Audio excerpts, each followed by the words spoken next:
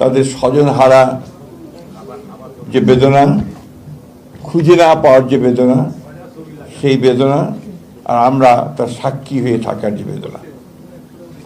কয়েকদিন আগে তুলি আমাদের মায়ের ডাকের ছোট্ট ছোট মেয়েগুলো এখন বড় হয়েছে, কলেজে পড়ছে, ক্লাস 10-এ পড়ছে, সুন্দর শাড়ি পরে ওরা পার্লামেন্টে গিয়েছিল, পার্লামেন্ট দেখতে। ওখান থেকে ওরা আমার ঘরে এসেছিল, আমি প্রধানমন্ত্রীকে ডেকে নিয়ে এসেছিলাম, সাথে সাথে কথা বলেছেন, উনি কথা দিয়েছেন যে উনি তাদের যে সমস্যাগুলো আছে এই সমস্যাগুলো তিনি দেখবেন। আমি বিশ্বাস করি তিনি দেখবেন, নিজে তিনি একজন ভুক্তভোগী। আমরা আর কথা বারবার বলতে চাই না, আমরা এগুলো কাজ করতে চাই, আমরা এগুলো বাস্তবায়িত করতে চাই।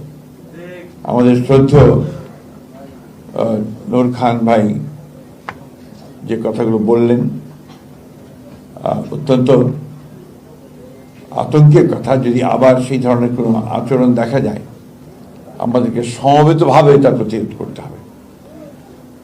আর আমাদের চিফ প্রসিকিউটর আসার কথা শুনিয়েছেন, অত্যন্ত আন্তরিক মানুষ, কাজের মানুষ। আমি বিশ্বাস করি যে খুব দ্রুত বিচারগুলো এগিয়ে যাবে এবং এটার জন্য সহযোগিতা করার জন্য সরকারের তরফ থেকে যেন সম্পূর্ণ সহযোগিতা করা হয় তার ব্যবস্থা আমরা করার চেষ্টা করব। আমরা ভাতা ব্যাপারে আমি নিজে সোচ্চার। আমি বারবার করে বলেছি, যদি মুক্তিযোদ্ধাদের ভাতা দেওয়া হয়, জুলাই যোদ্ধাদের ভাতা দেওয়া হয়, তাহলে গুম হয়ে পরিবারগুলোকে কেন ভাতা দেওয়া হবে না?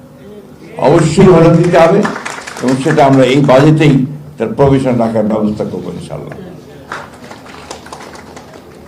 এটা কম্পেনসেট করা যাবে না তাদের ক্ষতিগুলো, পাশে তো দাঁড়াতে পারি আমরা, আমাদের রাষ্ট্র হিসেবে আমরা তাদের সহযোগী হিসেবে তাদের পাশে তো দাঁড়াতে পারি, তাদেরকে সাহস দিতে পারি।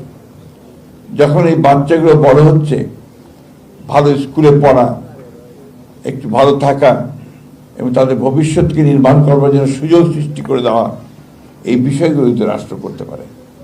আমি বিশ্বাস করি যে এগুলো রাষ্ট্র করবে, এটা রাষ্ট্রের দায়িত্ব বলে আমি বিশ্বাস করি। আমি কথা বেশি বলবো না, আমি এই কথা বারবার করে বলতে চাই যে আমরা আর এই গুম হয়ে যাওয়া ঘটনাগুলোর সঙ্গে সম্পৃক্ত হতে চাই না ভবিষ্যতে। এটা তো একটা হিউম্যানিটির বিরুদ্ধে একটা ক্রাইম, মানবতার বিরুদ্ধে একটা অপরাধ। প্রকাশ্যে এদের বিচার হওয়া উচিত এবং এদের শাস্তি হওয়া উচিত। আল্লাহর অশেষ রহমতে সবচেয়ে ভয়াবহ যে লোকটা, এই রিয়া, সে ধরা পড়েছে, তার বিচার হচ্ছে।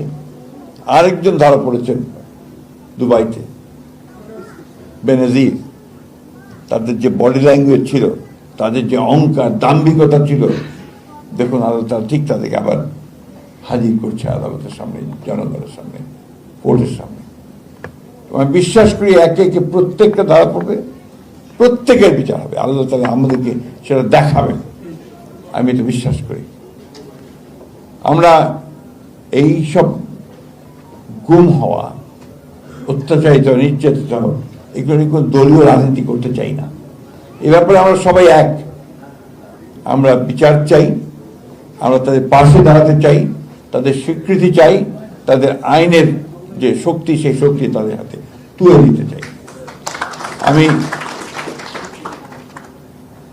আমি সবসময় বলি যে আমি এই মেয়েটাকে খুবই শ্রদ্ধা করি, ওকে সালাম জানাই, স্যালিউট করি। এই জন্যে সবচেয়ে কষ্টের সময়গুলোতে, যখন কেউ রাস্তায় বেরোতে সাহস করছে না, কথা বলতে সাহস করছে না, তখন এই মেয়েটা জেনেভা পর্যন্ত গেছে নিজের চেষ্টায়, যে এনফোর্স ব্যাপারে ইউএনও কিছু করবে। আমি ধন্যবাদ জানাতে চাই ইউনাইটেড নেশনসকে, তারা এই কাজটা খুব দ্রুততার সঙ্গে এই তদন্ত করেছেন, তদন্ত করে আমাদেরকে রিপোর্ট দিয়েছেন।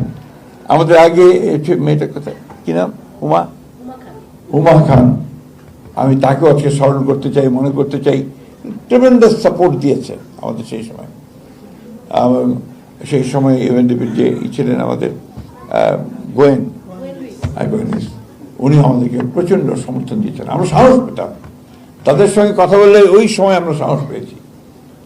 আমি বিশ্বাস করি আজকে যখন এই যে মেয়েটা পাশে সামনে আছে, ওই ছোট ছোট মেয়েগুলো যখন বলে যে বলে গেল আপনি,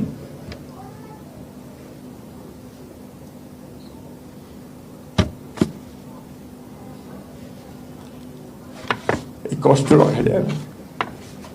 আপনাদের অনেক ধন্যবাদ। শুধু এইটুকু বলতে চাই, আমরা আপনাদের সঙ্গে আছি এবং এই লড়াইয়ের সংগ্রামে আমরা শেষ পর্যন্ত আপনাদের সঙ্গে থাকব। আমি বিশ্বাস করি যে ভবিষ্যতে আমাদের